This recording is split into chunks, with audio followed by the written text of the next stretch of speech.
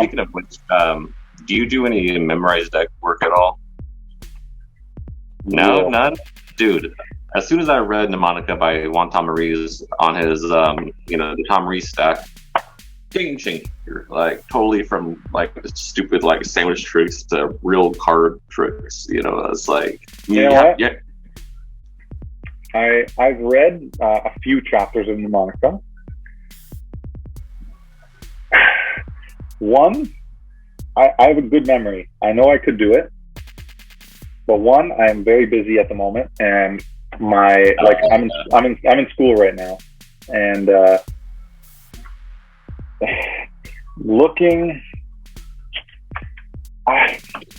okay. There's a few tricks that I do with stack. So let's see, maybe two tricks that I do with stack, and they're I use it. So I do Max Maven's Mockingbird. Okay. Do you know that one? I know Max Maven, but I haven't heard of that particular trick.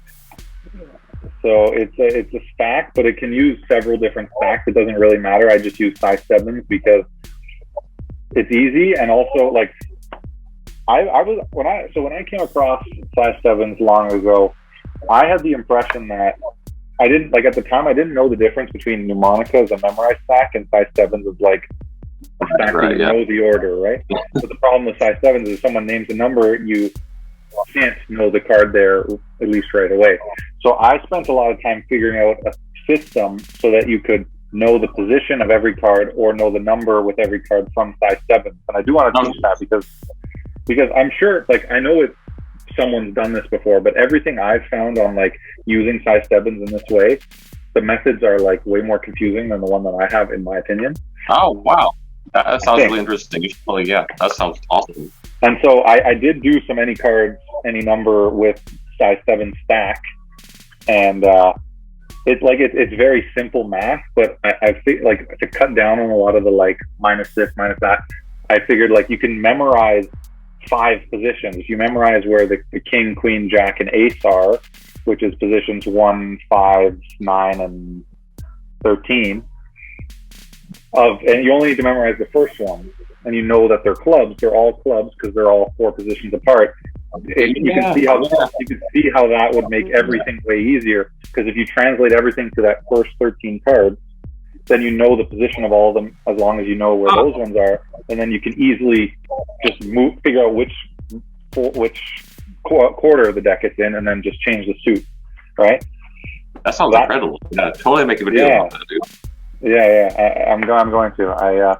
You've inspired me to make it sooner, so I'm glad that you like it. Because it's just I don't use it enough, so it was like low on my list. But anyway, so I do like a couple any card, any numbers, and I liked it, but I don't know. I am a big like. I love letting the spectator shuffle and letting them like handle the cards, and like I don't know. There's something about that. I don't know, and I have so many other tricks that I love to do without stack. I didn't want to have to be switching in decks all the time, and I'll be honest, there hasn't been a trick besides Mockingbird.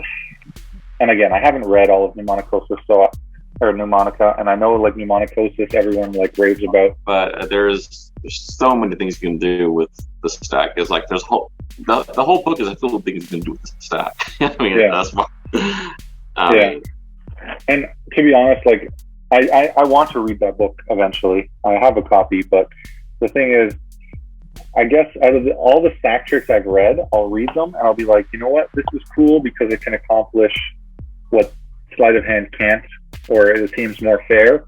Yeah. But I always end up finding a way to essentially make the same effect feel just as fair with sleights. And even some of the tricks that like I would do that required any kind of setup, like not stack necessarily, I've cut out a lot of those recently because I love them, and then I'd want to go do them, and I'd be out, and I'd be like, I mean, I have my deck, and it's a regular deck, and then I'd only have those ones in my head, like the ones that weren't, that I literally couldn't do because I didn't have the gimmick, it wasn't ready, and I would be like,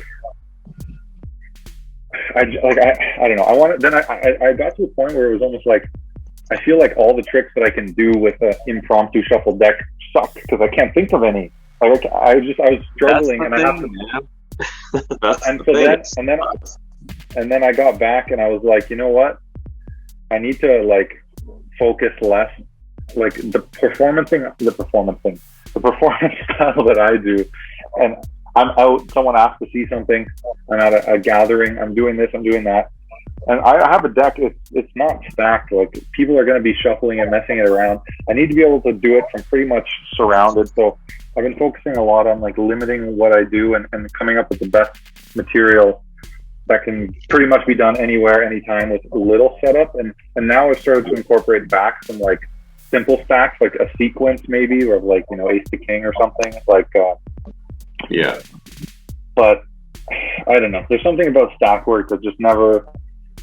You know what I was going to say? I haven't found, again, probably because I haven't read the Mnemonic, but there hasn't been a trick that has made me feel like I need to learn stacks besides Mockingbird. And I rarely do it.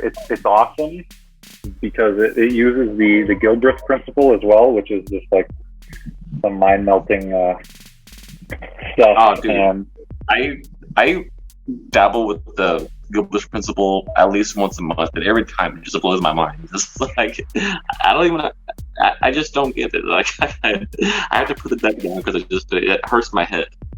Yeah, so Mockingbird. So the effect is you take piles, you split them into even piles of 13, and they can, after they shuffle, they can go through, take out any card from any pile, and then you like do a mind reading thing. You know, he's a mentalist, right? So you kind of say, oh, I wonder. In this one and this one, and you just know what card it is, and then you can. I usually just pull out the pair or the what's it called? Jesus, I'm drawing a blank. The card of the same mate. color. The mate? Thank you. So I pull out the mate, and it's like freaking. It's frying. That so sounds good. awesome. Tying all the way back into what we were talking about, that playing card divination that I put in that short, or the playing card. That's not a divination, but the Psych Force. Yeah. Was something I've been working on for like a year. And I've been taking a bunch of Pete's stuff and some of my own ideas, and I wanted basically me to be able to walk up to someone and be like, think of a card, and then we just name it, right? And obviously that's a dream. And so I have a way. So my first step was, okay, using all these different ideas, and it was just jumbled and long, and the routine was like, okay, I'm going to be talking for like an hour just for you to. Well, no, we will. So it's been updated. I just want to walk you through how it went, right? All right. And then I saw a trick by it was on a free download that Vanishing Ink put out for one of their anniversaries, and it was a trick by Ryan. Well, the guy teaching it was Ryan. Is it Schultz? Could that be? Yeah. Is that him? Ryan Schultz. Yep. Yeah. And it was a super, like, very simple trick, but it gave me the idea that I needed to solve one of the major problems, right? And so, but the thing is that trick needed to use a deck then. So then I created this trick called Mental Image that I've done a lot in my Omegle stuff, and it freaking kills. The effect is like they pick a card, and then I say, you know, I don't want to do any old pick a card trick, so we're going to create a brand new card. So I let them change to a value, I let them change to a brand new suit, all in their head, and then I go through and I pull out, I predict their card. So I will be teaching that eventually, because it's honestly one of the... What's that? I just said nice. Yeah. It's so killer. But then the problem was, I'm like, okay, I'm still using a deck. I need to get rid of the deck. And so I kept like, you know, finding different things and tuning up that routine. And eventually I got to the point where I was like, I don't know if I can get this right now, at least. And so the best version I had is what I put on TikTok months ago. And it was using some of the subtleties and ideas in that video, but I still didn't like it. It wasn't hitting more, like, it was hitting probably 60-70% of the time, so it wasn't bad, but there was still misses and avenues that weren't addressed. And then literally this week I was kind of bored, and I dived back into some of Pete's material, and I found it. I found the principle that I had been needing to and I literally erased my entire script, wrote down a new one, and I've tested, and it's brilliant, and I've tested it 3 times, and it's worked flawlessly.